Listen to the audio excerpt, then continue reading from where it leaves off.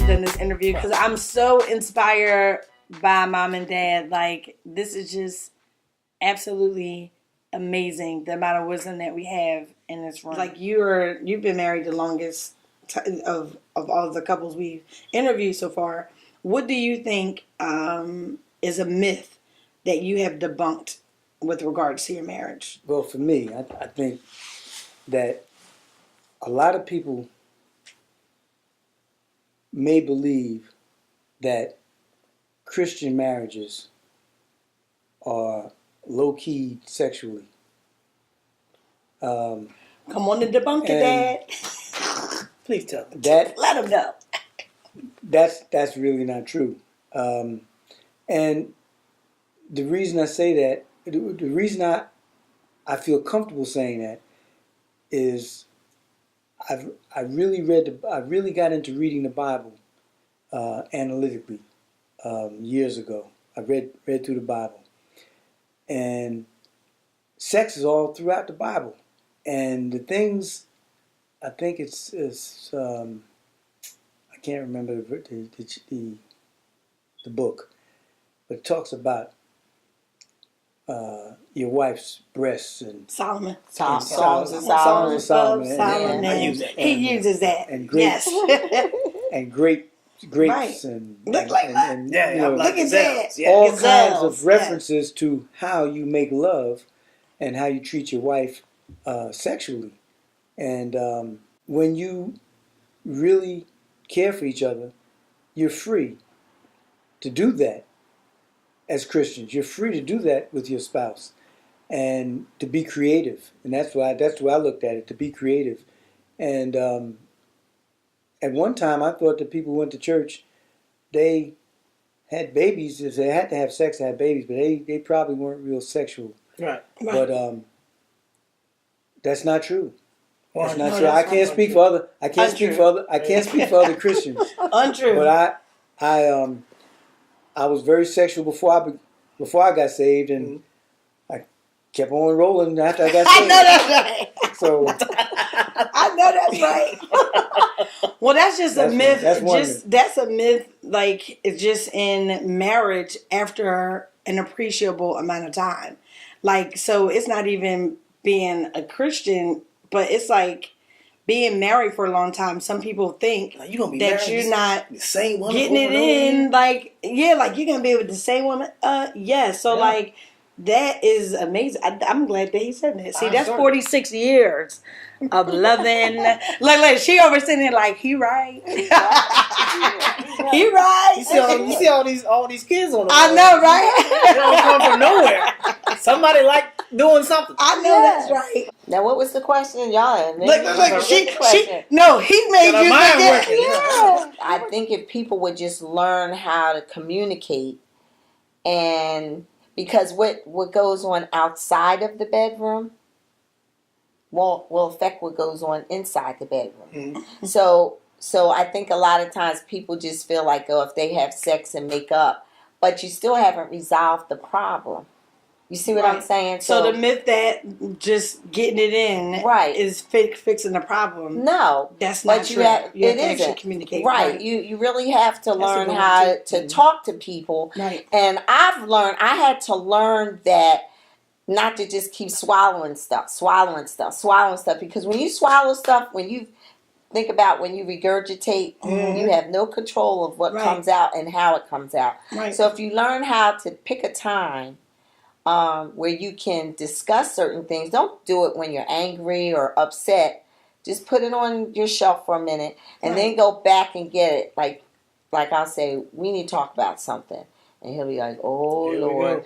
But it's not always like a bad. Yeah. But the bottom line is that if you want this to work, then we talk about it. Whether it's bad or it's good or it's indifferent. Like I said, sometimes we have blow-ups. We do. And we've been married 46 years and we still have blow-ups. Right. Because you're constantly changing. We don't always agree on everything, and he'll still continue down his line of thinking, and I still continue down my line of thinking.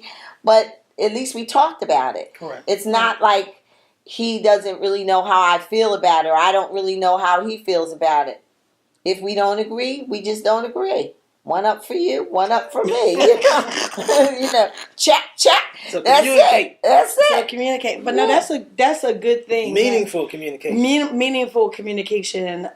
Because even though you said you didn't have a myth, that is a myth in marriage, that we just have sex and everything will be all right. Right. And then I you think still that ain't have no conversation. No. You just like, oh, I like the sex when you're angry. No, like we don't like that. We still haven't resolved our issues. Because it's going to come up again. It's going to come up again. And it's going to come up again. Right. And it's going to come up again. Right. And can I just say thank you guys so much for your ability to be candid. I mean, after 46 years, y'all like, look, we love each other. He's stuck with me. I'm stuck with her.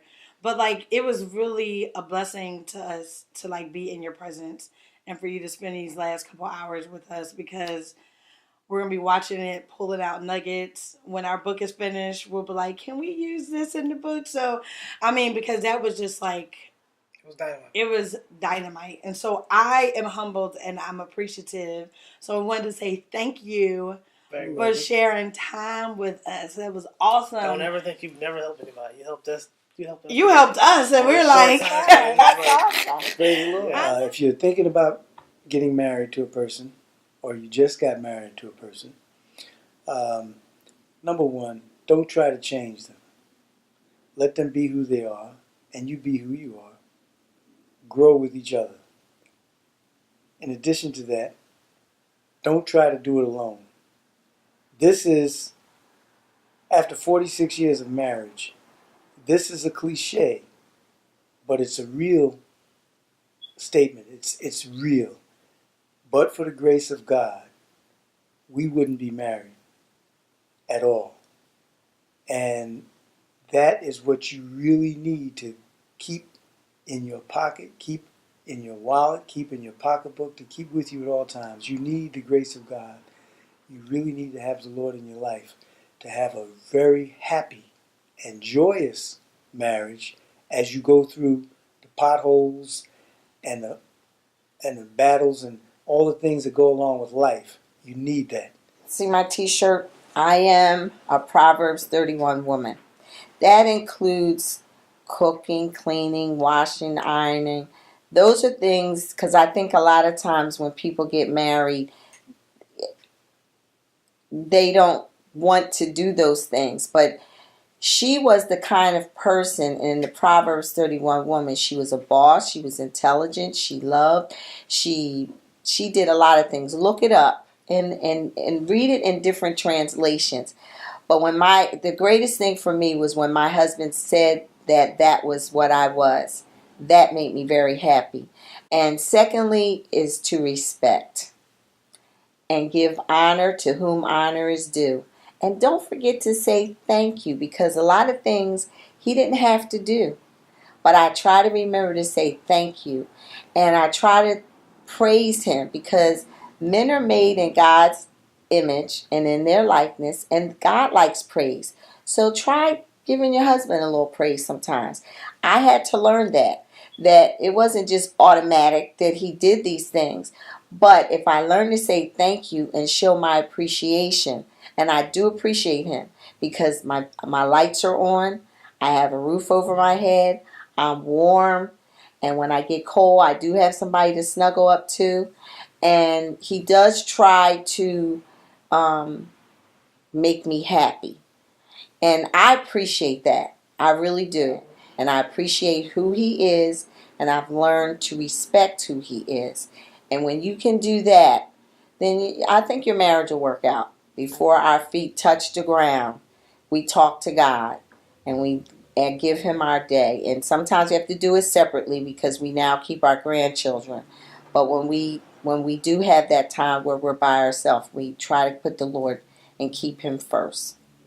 At least 1 million. So subscribe, go to YouTube, find us on Twitter, Booth and Chronicles. We'll probably be in your home It'll be next. on the screen down there. It'll be on the screen. Well, I want to be on the part too. Okay. Anyway, we'll see y'all soon. Be blessed. Peace. No. Working. Advanced graduate course. Yeah. Right. That's what I'm saying. You have to. You gotta keep working Yeah. at it. Okay, so I tell anybody married,